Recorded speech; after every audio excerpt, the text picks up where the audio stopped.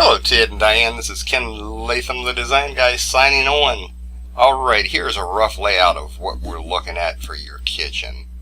So what Diane and myself had talked about was removing the refrigerator to this end, having the cabinet coming out way over top of that so you can actually get into it. I think you were there when we were talking about that. We're putting a angled cabinet into that corner. Let's zoom on in here just a little bit. Then I've got your stainless steel sink. I went ahead and put the stainless steel dishwasher beside it. Your gas cooktop, a vented hood to the outside. Not necessarily the one you're going to use there, but the vented hood to the outside, so that way you can get all your cooking odors outside. And a lot of, as you see, I've got a number of areas where I am using drawers as opposed to just doors. They give you a little bit more storage space. So let me rotate this around. Zoom back out just a little bit. So we'll start off with this. And then what I'm going to do is come into here, and actually let me zoom back out, come up over the top. What I'm looking at from here is these are the mini splits that we were talking about. They really need to go on an interior wall to make it easy enough for them to chase their lines into it. Then as we go on from there, we've got a small cabinet here at the end to be able to take things out of the ovens and set down onto the countertop. Where we've got this ductwork, this is actually moved down, so I shifted that to the front.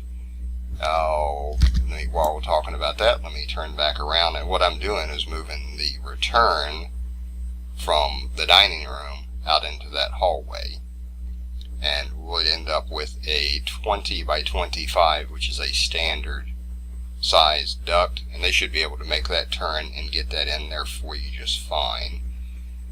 Back into that kitchen with all the photos that you've got, I'm looking with the wall that we've got here that maybe we just go ahead and do a picture frame and go ahead and do just that. Have a place for you to be able to do your collage, because you've got some wonderful pictures.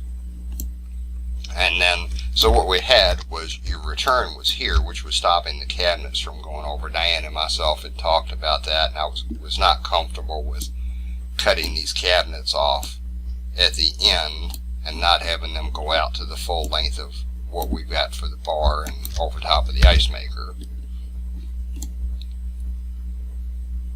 And I'll show you that into the floor plan. So that's going to give us a good, nice open space to be able to work through. Alright, and now I'm going to switch over into the 2D floor plan. Alright, Ted and Diane, here we are onto the floor plan.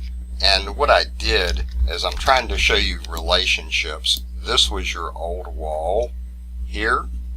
Now, if we get into this and we look at this wall where the ductwork is, and that closet is actually right there where I've got this red line.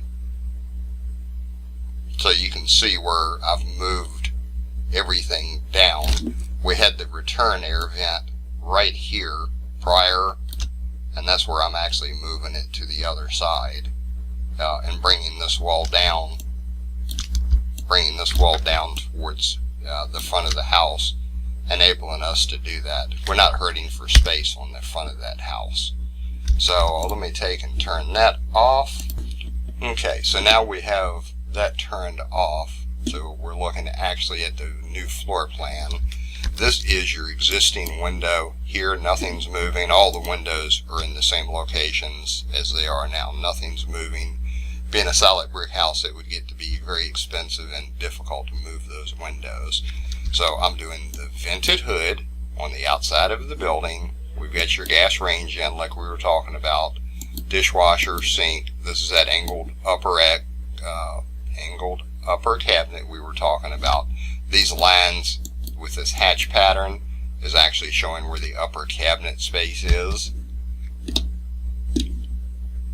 Then we've got, as we look in here, a raised top, place to have 3 bar seats.